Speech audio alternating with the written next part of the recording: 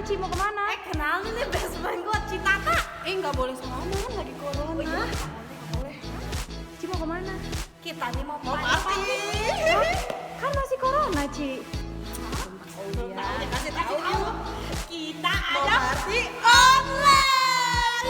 Oh gitu Ci. BTW outfitnya keren nih Ci. Oh iya Beli di mana Ci? Zalora.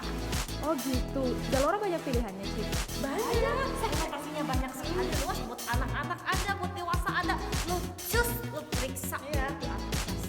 Oh gitu. Oke deh Ci, sip. Makasih. juga ya ini. Iya, ada berbagai merek dan lu harus tahu, lu buat lu pada yang mau belajar strategi marketing Bisnis. bagus tuh Zalora, lu belajar dari sana biar lebih ngerti lagi. Lu cus nonton nih video yang bentar lagi. Nonton.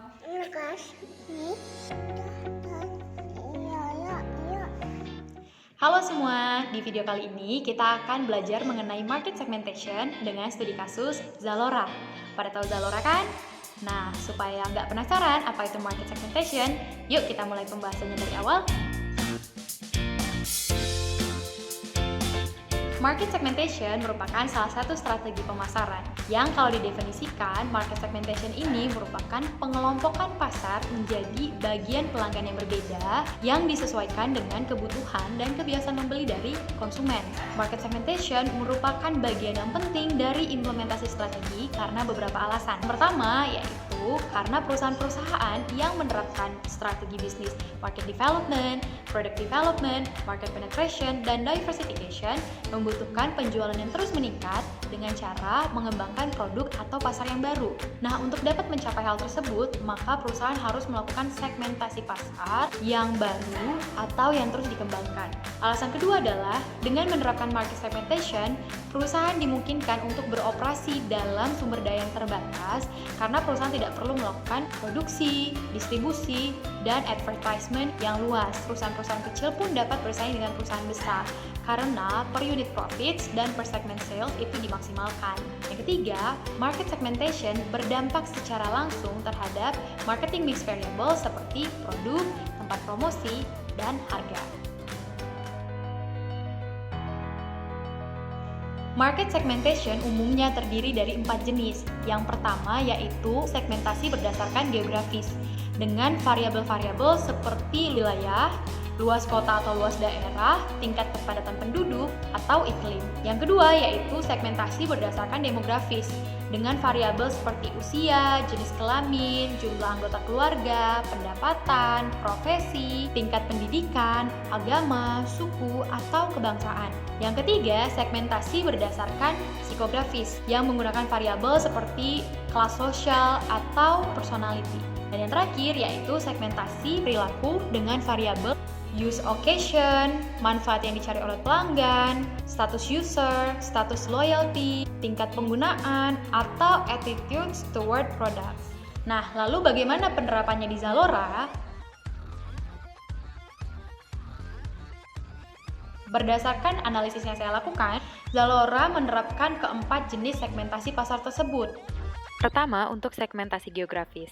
Zalora berfokus mengembangkan bisnisnya di wilayah Asia Tenggara, seperti di Indonesia, Singapura, Malaysia, Filipina, Thailand, Vietnam, dan Brunei.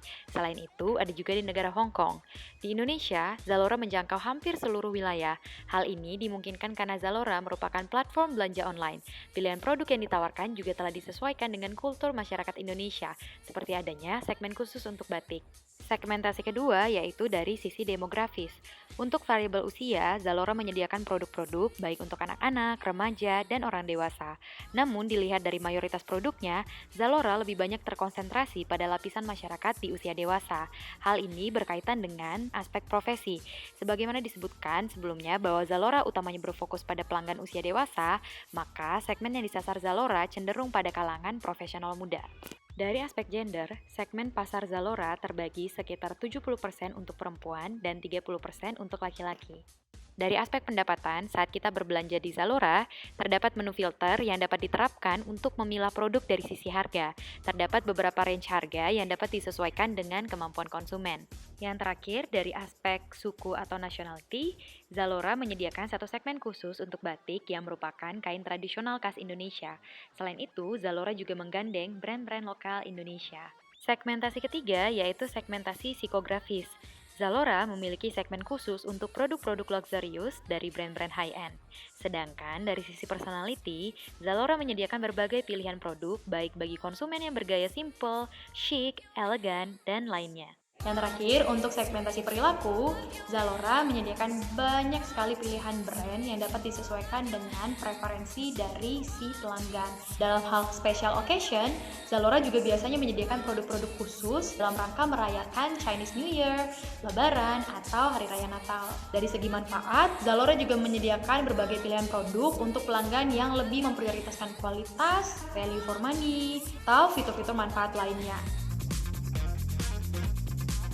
Nah, dari studi kasus Zalora tersebut, manfaat apa sih sebenarnya yang didapatkan oleh perusahaan-perusahaan seperti Zalora yang melakukan market segmentation? Yang pertama, perusahaan yang menerapkan market segmentation memiliki strategi pemasaran yang lebih terarah untuk pasar-pasar yang potensial sehingga dapat meningkatkan keuntungan perusahaan. Perusahaan tidak perlu menghabiskan seluruh sumber dayanya untuk menggait seluruh pasar sehingga sumber daya perusahaan dapat dikelola dengan maksimal. Yang kedua, karena berfokus kepada pelanggan yang potensial, maka perusahaan dapat memberikan pelayanan yang lebih baik kepada konsumen dan at the end dapat meningkatkan keuntungan yang diperoleh oleh perusahaan.